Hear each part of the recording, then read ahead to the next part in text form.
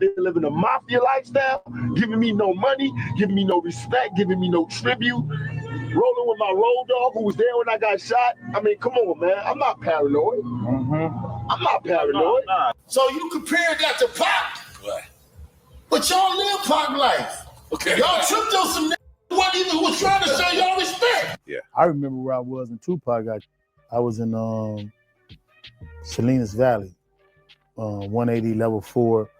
And I remember when the officer came and told me, he said, your homeboy's Tupac. I don't even know what to say. But the feds had plenty to say on Wednesday, announcing a wide-ranging RICO-style investigation, including multiple arrests of members of the Rollin' 60s neighborhood Crips, of which Henley was described as a leader. So Big U has officially been arrested and hit with RICO charges. And if you know anything about how that usually plays out, it's not looking good. Now, here's where things get even deeper, because a lot of fans are bringing up how Tupac actually warned us about people like Big U long before all this went down. See, back in the day, Pac wasn't just rapping about street life or beefs. He was trying to pull the curtain back on what was really happening behind the scenes in the music industry. He called out the shady politics, the fake friendships, and most importantly, the way certain street figures were being used to control artists through intimidation and extortion. In fact, Tupac himself was extorted for years, but that only came to light after the FBI released top-secret files detailing how Pac was targeted by some very powerful and dangerous players. According to documents from FBI records, the Vault, a radical extremist group called Jewish Defense League, was suspected of extorting and sending death threats to popular rappers Tupac Shakur and Eazy-E shortly before their deaths in the 1990s. And when you look at Big U's history, from his time in the streets to working closely with death row affiliates to now being arrested under a RICO case, a lot of what Tupac said suddenly makes way more sense. There's even this old tape floating around where Pac talks about how rappers were being pressured and manipulated by these dudes who had ties to both the streets and the executives. There's a lot to unpack here, so let's break it all down. From Tupac's warnings to Big U's rise in the industry to his alleged connection to the same people who extorted Pac, because at this point, it's not just about Big U. It's about everything Pac tried to expose before he was silenced. Let's get into it. I mean, what it is that the East Coast dealers got the niggas under extortion. I came in because I dissed the Daily News. They put a hit out on me. When they tried to rob me, which is all they wanted to do, I knew what they told me. So let's rewind to the mid-90s when Tupac was everywhere, dropping hit after hit, but also speaking out in ways that made a lot of people uncomfortable. Pac wasn't afraid to call out the music industry, the gang culture, and the whole rotten system. America is the biggest gang in the world.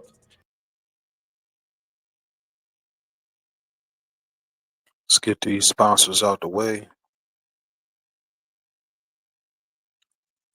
Hopefully y'all enjoying the clip today we're doing on Big U in this whole case. Got some footage from Pac explaining what was going on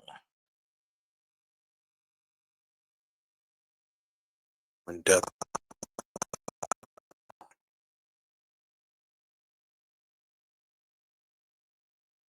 But let's go.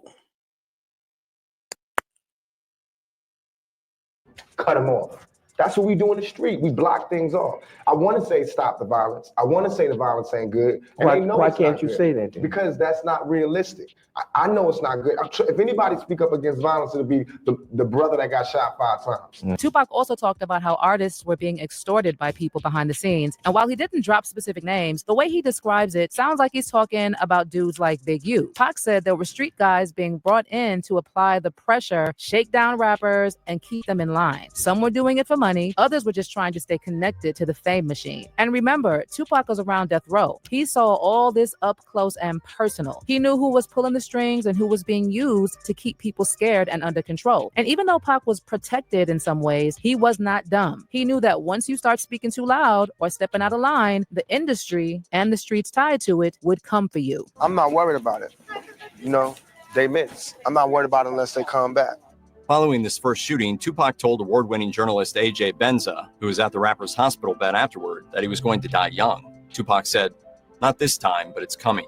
What makes this also chilling is that now, with Big U actually getting arrested and charged under a RICO indictment, it's like everything Tupac warned us about is finally coming to the surface. And fans who've been paying attention are starting to realize maybe Tupac wasn't just paranoid. Maybe he really was trying to save lives. Now, as for Big U, in their indictment, the feds compared his Big U enterprise to a mafia-like organization that relied on his stature and long-standing association with the Rolling 60s and other street gangs to intimidate businesses and individuals in LA. And this mafia-like organization has been operating for decades, going back to when Tupac was still alive. Big U is a known OG from the Rolling 60s Crips, one of the most powerful sets in Los Angeles. In the 90s, gang influence overlapped heavily with the rap scene, especially on the West Coast. And while Death Row Records was more tied to the Bloods, specifically the Mob Piru set, which Suge Knight was associated with, there was still crossover and mutual dealings with Crip affiliates like Big U, especially when it came to muscle, protection, or persuasion. Big U was known to have deep ties in the LA streets, and guys like him were often used to keep artists in check, intimidate rivals, or handle street-level business that labels didn't want their names on. But that's not all. There have been long-standing rumors that Big U was connected to behind-the-scenes moves involving extortion, artist control, and disputes tied to the Death Row era. He's been named in several documentaries and interviews as someone whose presence was felt during that time, even if he wasn't officially on payroll. In fact, Big U claimed in his interview on Vlad TV a few years back that there wouldn't have been Death Row if he hadn't gone to prison. Basically, he believed his absence from the streets created a power vacuum that allowed other people like Suge Knight to rise and take control of the LA rap scene in the early 90s. You get out of prison, and then you start getting involved in the music industry. Mm-hmm. And Corrupt was the first artist that you started working with? Corrupt, I was messing with in 1990. Yeah, so that was the first artist? First artist, Corrupt. Okay. First artist. Was he affiliated with Death Row yet or no? No, it wasn't no Death Row. Okay. It probably would never even been a Death Row if I'd have been home. Okay. Fact. Now here's where it gets even deeper. Tupac reportedly had issues with members of the Rolling 60s Crips, and in 1993, he and Tretch got into a fight with some Crips at a comedy club in LA. This was during a time when tensions were running high between Death Row, which had ties to the Bloods, and various Crip sets, including the Rolling 60s. Suge Knight's close connection to the Mob Piru Bloods added to that tension. And because Tupac was rolling with Death Row heavily, he was pulled into the gang politics, whether he wanted to be or not. So when the Rolling 60s came in, they came in deep. And what they did, they came in first and they just started picking up chairs and bottles and all the rest of that. We heard a commotion in the back and like, it wasn't really too much of nothing because we, you know, it could be fights anywhere, whatever. Before we got a chance to look back, like, pow, I got hit in the head with a chair. But it was so, you know, real. We had got green lit out there by the 60s. So that's a green light is like on site. Nick is going to roll on you and handle business. It's like a hit. So I had to get up with my family that was out there. And get this, when Tupac was murdered in 1996, Big U said the police actually thought his men were behind the hit, which he denied. Yeah. I remember where I was in Tupac. I was in Salinas Valley, 180 level 4. And I remember when the officer came and told me, he said, your homeboy's Tupac. I'm like, my homeboys killed Tupac. What you mean? But the only thing he could correlate is said whoever Tupac had S hats on. And they got into with these dudes, and they saw it automatically in LA that gold S hat, the Seattle Mariner hat, meant the homies. And I called the homies, I mean, and I had a cell phone at the time. Like, man, we had nothing to do with that. That was woo, you know what I mean? Whatever happened. Yeah. And I'm like, oh, all right. And but that was the first time I heard when Tupac had got killed. Did you hear the Keefe D confession? Mm-mm. You didn't hear Keefe D? Is that the bodyguard? No, Keefe D was Orlando Anderson's uncle.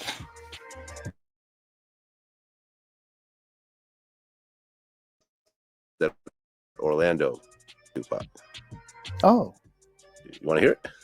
No. Now, as for Tupac's relationship with the streets, it was always complicated. But what most people don't realize is just how much Tupac was paying attention to the shady business in the industry, especially when it came to people like Big U. In fact, many believe that Tupac saw what was going on behind the scenes with Suge Knight and Big U, and he tried to warn those closest to him about the dangers that lay ahead. Before his tragic death, Tupac had a lot on his mind.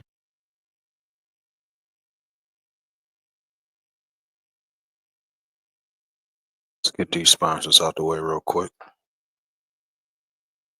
to understand how deeply corrupt it could be. At the time, Suge Knight was controlling Death Row Records with an iron fist. And while Tupac was caught up in it all, it seems like he started waking up to the fact that there were a lot of dangerous players in the mix. Reports have surfaced over the years claiming Tupac saw through the facade that Suge Knight and Big U were putting on. Tupac was allegedly growing more and more disillusioned with the gang ties and underworld dealings that Death Row was connected to, especially as he got closer to Big U. He had always been outspoken about the way the industry used and exploited artists, and as his awareness of the darker side of things grew, he reportedly started warning people in his inner circle about Big U and his connections to Suge. Now, as for the connection between Suge and Big U, in Big U's recent RICO indictment, Suge's name was brought up, with reports claiming that Suge had been funding Big U's operation since his release from prison in 2004. Investigators even claimed that Big U modeled part of his operation on the business practices Suge used at Death Row. And this is a connection Tupac allegedly saw firsthand, and it made him want to pull back from the street politics and criminal activities surrounding him. In fact, Tupac had even hinted at his desire to leave the music business and focus on acting. In one of his final interviews, Tupac expressed a wish to leave the chaos of the music world behind and concentrate on his film career, where he felt he could have a more meaningful impact.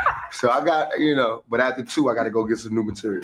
So you're going to do a romantic comedy anytime soon? Are we going to see Tupac serenading a girl? No doubt. Working on my little production company, a movie production company. We got a lot of good things happening. So I'm just, if I say it right now, the way my luck has been going, it'll all fall through. But if I said it, you go, oh, that's really nice. But just give me a month, just so I can lock it down. Then I tell everybody. But it's good stuff. I just want to push the envelope and work. I want to move further away from the music and go start waning myself into the acting more. But sadly, Tupac never got that chance. His life was tragically cut short before he could make that transition. But many believe his desire to leave the industry was driven by his growing understanding of just how deep the corruption and violence ran, especially with figures like Suge Knight and Big U in the picture. And now with Big U facing legal charges and a growing spotlight on his connections to Suge Knight, it feels like Tupac's warnings are ringing truer than ever. But let's hear your thoughts on all this. Do you think Tupac really saw the danger surrounding people like Big U and tried to distance himself from that world? Or was it just a coincidence that he wanted to leave the music business and pursue acting? And what do you think of Big U's recent arrest? And how deep do you think the ties to Suge Knight really go? Drop your